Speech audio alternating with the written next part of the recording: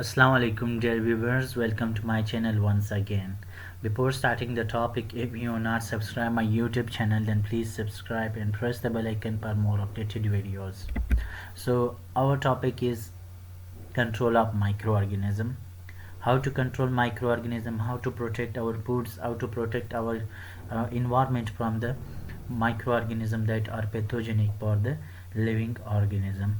यानी कौन से मेथड हमारे पास हो सकते हैं जिससे हम माइक्रो ऑर्गेनिज्म को कंट्रोल कर सकते हैं हमारे पास यानी control of micro organism is essential in order to prevent the transmission of disease and infection and stop decompositions and spoilage of foods and prevent unwanted microbial contamination. अब ये definition से हमें अंदाज़ा लगता है कि हमारे पास जितने भी हमारे फूड प्रोडक्ट्स हो सकते हैं, हमारे पास इन्वायरमेंट हो सकती है, हमारे पास लिविंग ऑर्गेनिज्म के लिए जो इंस्ट्रूमेंट यूज़ होते हैं वो लिविंग ऑर्गेनिज्म के अंदर इन्फेक्शन हो उसको किस तरह कंट्रोल कर सकते हैं ताकि दूसरी बॉडी को इन्फेक्ट ना करें। तो उसके लिए हमारे पास दो मेथड्स यूज़ करते हैं। एक हमारे पास क्या है, फिजिकल एजेंट्स यूज़ करते हैं या फिजिकल कंट्रोल होता है, या दूसरा हमारे पास क्या है, केमिकल एजेंट या केमिकल कंट्रोल होती है। जो फिजिकल एजेंट है वो हमारे पास क्या है, स्टेरिलाइजेशन प्रोसेस हो सकती है, और केमिकल कंट्रोल हमारे पास क्या है, use of disinfectants, antiseptics, antibiotics and केमोथेरापेटिक antimicrobial chemical जो हम यूज़ करते हैं उस तरीके से हम क्या कर सकते हैं, कंट्रोल कर सकते हैं। अब हमारे पास फिजिकल कंट्रोल हमारे पास कौन से प्रोसेस आते हैं, कौन से स्टेप्स आते हैं। सबसे पहले हमारे पास जो फर्स्ट स्टेप पे है वो ड्राई हीट स्टेरिलाइजेशन है। यानी ड्राई हीट से हमारे पास ओनली हीट के थ्रू हम क्या कर सकते हैं, उसे कंट्रोल कर सकते हैं। दूसरा हमारे पास क्या है, मॉइस्ट हीट, यानी मॉइस्ट हीट स्टेरिलाइजेशन के थ्रू हम भी क्या कर सकते हैं, कंट्रोल कर सकते हैं। And the third one is the radiation and the fourth one is the filtration के थ्रू हम क्या कर सकते हैं, माइक्रो ऑर्गेनिज्म को कंट्रोल कर सकते हैं। यानी हमारे पास जितने भी हम चीज़ें यूज़ करते हैं, अभी आगे आगे हम क्या करेंगे, आहिस्ता स्टेप बाय स्टेप पढ़ेंगे। सही है। जो ड्राई हीट स्टेरिलाइजेशन है उसमें इंसिनरेशन आती है, फ्लेमिंग आती है, हॉट एयर ओवन आती है। जो मॉइस्ट हीट पर स्टेरिलाइजेशन है उसमें हमारे पास पास्चराइजेशन, बॉइलिंग, स्टीमिंग हमारे पास क्या है, ये मॉइस्ट हीट स्टेरिलाइजेशन में आते हैं। लेकिन हमारे पास कुछ ऐसे प्रोडक्ट्स होते हैं इन्वायरमेंट्स में, या इन्वायरमेंट की हमारे पास जो कंट्रोल करते हैं, अल्ट्रावायलेट रेड के ज़रिए भी हम क्या कर सकते हैं, माइक्रो ऑर्गेनिज्म को किल कर सकते हैं, कंट्रोल कर सकते हैं, या डीनेचर कर सकते हैं, इनएक्टिवेट कर सकते हैं एक्सरे के ज़रिए भी, और फिल्ट्रेशन के ज़रिए हम क्या कर सकते हैं, किसी चीज़ को यानी माइक्रो ऑर्गेनिज्म के कंट्रोल से प्रोटेक्ट कर सकते हैं। हमारे पास जितने भी लिक्विड प्रोडक्ट्स हो सकते हैं उसको हम फिल्ट्रेशन से गुजारते हैं, तो फिर हमारे पास क्या होती है, या इसको हम स्टेरिलाइज करते हैं, तब हम क्या कर सकते हैं, कंट्रोल कर सकते हैं। जो हमारे पास फिल्टर पेपर होती है उसमें हम क्या करते हैं, माइक्रो ऑर्गेनिज्म को फिल्टर करते हैं और प्रोडक्ट्स क्या होती हैं, स्टेरिलाइज कंडीशन में आ जाती है। जो हमारे पास सबसे फर्स्ट स्टेप है वो ड्राई हीट स्टेरिलाइजेशन जिसे हम कहते हैं। ड्राई हीट स्टेरिलाइजेशन में फर्स्ट स्टेप हमारे पास क्या है, इंसिनरेशन। व्हाट इज इंसिनरेशन, आइए हम डिस्कस करते हैं। Incineration is a method in which waste is burnt at very high temperature। यानी एक ऐसी प्रोसेस जिसके थ्रू हम क्या कर सकते हैं, वेस्ट प्रोडक्ट को बहुत ज़्यादा टेम्परेचर पे क्या करते हैं, बर्न करते हैं, जलाते हैं। इस प्रोसेस को हम क्या करते हैं, इंसिनरेशन कहते हैं। अब वेस्ट प्रोडक्ट में हमारे पास कौन सी मटेरियल ला सकते हैं, हेजल्डियस बायोमेडिकल वेस्ट होती है, डिस्कार्ड मेडिसन हो सकते हैं, या टॉक्सिक ड्रग्स हमारे पास हो सकते हैं, ह्यूमन एनाटॉमिकल वेस्ट होती है, माइक्रोबियोलॉजिकल बायोटेक्नोलॉजिकल वेस्ट हो सकती है, usually dispose of by the incineration. अब यहाँ पे आप देख सकते हो, this is one example of the laboratory instrument that are contaminated. यानी एक बार यूज़ करने के बाद उसे हम क्या करते हैं, डिस्कार्ड करते हैं। डिस्कार्ड करने के बाद अभी इस प्रोडक्ट्स में हमारे पास, इस कंटेनर में हमारे पास सिरिंज भी हो सकते हैं। सिरिंज के साथ साथ हमारे पास क्या हो सकते हैं, वेरियस इंस्ट्रूमेंट हो सकते हैं। अब वेरियस इंस्ट्रूमेंट क्या है, इसमें हमारे पास कल्चर प्लेट भी आ सकते हैं, कंटेमिनेटेड लूप भी हो सकते हैं, स्लाइड्स भी हो सकते हैं, हमारे पास सर्जिकल इंस्ट्रूमेंट भी हो सकते हैं। लेकिन सर्जिकल इंस्ट्रूमेंट को हम यहाँ पे डिस्कार्ड नहीं कर सकते, या इसे हम मेल्ट भी कर सकते हैं। जो हमारे पास निडल हो सकते हैं, निडल को भी हम क्या करते हैं, यहाँ पे इंसिनरेशन प्रोसेस के थ्रू डिस्पोज करते हैं या इसको हम क्या करते हैं, मेल्ट करते हैं। सही है। अब ये प्रोसेस हमारे पास एक मशीन है। अब यहाँ पे वेस्ट हम लाते हैं, वेस्ट लाने के बाद इसे पिकअप करते हैं, पिकअप करने के बाद this is the chamber where they are inserted the waste product, and after that ये हमारे पास हीट होती है, यहाँ पे हाई टेम्परेचर होती है। हाई टेम्परेचर के बाद ये क्या होती है, यहाँ पे डिशेज़ में कन्वर्ट हो जाती है। और हमारे पास जो हमारे पास स्मोक होती है, वो स्मोक क्या करते हैं, वो फिल्टर पेपर के ज़रिए बाहर क्या हो सकती है, कंट्रोल कर सकते हैं, और बाहर उसकी धुआं निकलती है। फिर हमारे पास second process flaming is the process exposing the metallic device need scissor to flame for few minutes. अब पुराने ज़माने में हमारे पास क्या हो सकती थे, वो लोग सर्जिकल इंस्ट्रूमेंट यूज़ करते थे, लेकिन हमारे पास क्वांटिटी ऑफ सर्जिकल इंस्ट्रूमेंट बहुत कम थी। तो इस वजह से जो साइंटिस्ट होते थे, हमारे पास जो डॉक्टर्स हो रहे थे, वो इसे यूज़ करते थे। यूज़ करते मतलब इस तरह थे कि for example this is one scissor, इसको एक बार यूज़ किया, वो इन्फेक्ट हो गया, कंटामिनेट हो गया, तो दोबारा इसे स्टेरिलाइज करने के, यानी with the help of the flaming ये स्टेरिलाइज हो जाते, और स्टेरिलाइज करने के बाद इसे दोबारा रीयूज़ कर सकते थे।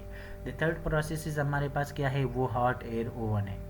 A hot air oven is extremely high temperature over several hours to destroy the microorganism and bacterial spores.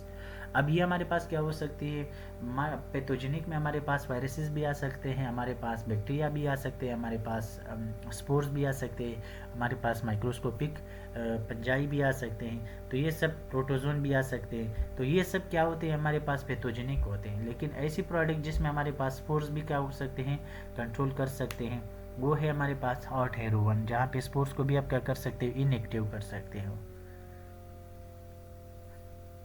Inactive हम किस तरह करते हैं, इनएक्टिव क्योंकि हाई टेम्परेचर होती है। अब टेम्परेचर 170 सेंटीग्रेड हम कितने टाइम के लिए देते हैं, 30 मिनट के लिए, यानी 30 मिनट के लिए 170 सेंटीग्रेड पे उसी चीज़ को हम क्या कर सकते हैं, स्टेरिलाइज कर सकते हैं। In some time 160 centigrade for 60 minute.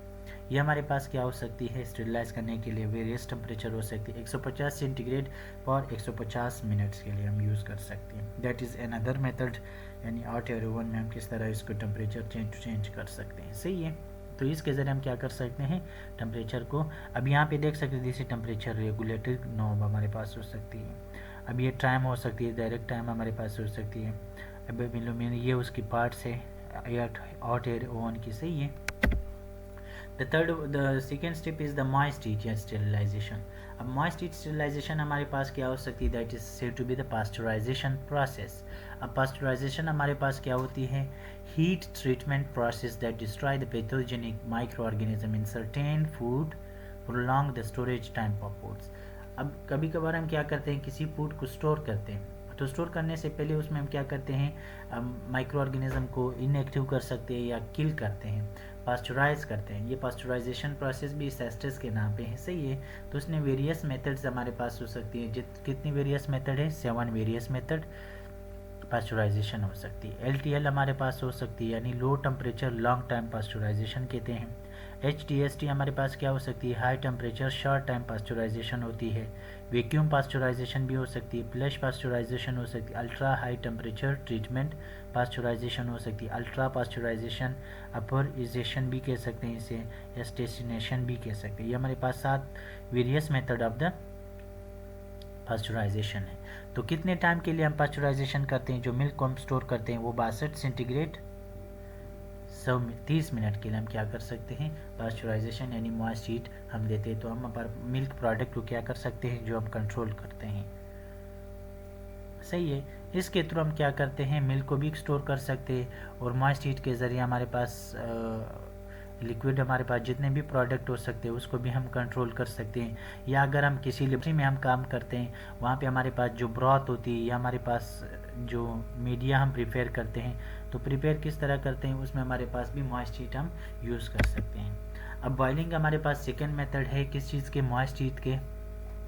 ये तो हम डोमेस्टिक लेवल पे हम करते हैं। Boiling is a very simple method of water disinfection, heating water to high temperature, यानी 100 सेंटीग्रेड तक हम इसे क्या कर सकते हैं, बॉयल करते हैं। बॉयल करने के बाद kill the germs in the water, viruses, bacteria को हम किल कर सकते हैं। 20 मिनट पर यानी 100 सेंटीग्रेड, यानी 20 मिनट में क्या होती है 100 सेंटीग्रेड तक राइज हो जाती है। बॉइलिंग वाटर किल और inactivates viruses, bacteria, protozoan and viruses including hepatitis A and protozoan such as giardia हमारे पास जो हो सकते हैं। ये सब को हम क्या करते हैं, कंट्रोल करते हैं with the help of the boiling, यानी अपने वाटर को जब हम बॉइलिंग करते हैं, किसी और चीज़ को जब हम बॉयल करते हैं तो क्या होता है, इसके ज़रिए हम क्या माइक्रो ऑर्गेनिज्म को किल कर सकते हैं या इनएक्टिवेट कर सकते हैं। अब यहाँ पे वायरसेस आया हुआ है, वायरसेस हम कब कंट्रोल कर सकते हैं, जब हम इसकी टेम्परेचर बढ़ाते हैं। सही है, टेम्परेचर बढ़ाने के बाद जो हमारे पास जितने भी स्पोर्स होते हैं वो इसे हम कंट्रोल कर सकते हैं, वायरसेस को भी कंट्रोल कर सकते हैं। The third step is the steam sterilisation हमारे पास होती है। स्टीम स्टेरिलाइजेशन में is accomplish in an autoclave, हमारे पास जितने भी मशीन हो सकते हैं ऑटोक्लेव की, is exposed each atom to direct steam contact at required temperature and pressures for the specific time. Moist heat sterilization takes 3 minutes to 134 centigrade and pressure 3 bar minimum, और at least 15 minute हमारे पास हो सकते हैं 121 centigrade and pressure up 2 बार हमारे पास जो हो सकती है, प्रेशर की ये यूनिट होती है। इससे ये बार और फिसाई हमारे पास क्या होती हैं, प्रेशर की यूनिट होती हैं। भी जितने भी मेडिकल डिवाइसेस होते हैं हमारे पास जो हम यूज़ करते हैं, यानी स्टीम स्टेरिलाइजेशन से वो सब सर्जिकल इंस्ट्रूमेंट हो सकते हैं हमारे पास, जितने भी टॉल्स हो सकते हैं हमारे पास, क्लॉथ्स हो सकते हैं जो री यूज़ के लिए आप हमारे पास वो क्या होती हैं, हम with the help of the steam sterilisation उसे कंट्रोल कर सकते हैं। Thank you for watching.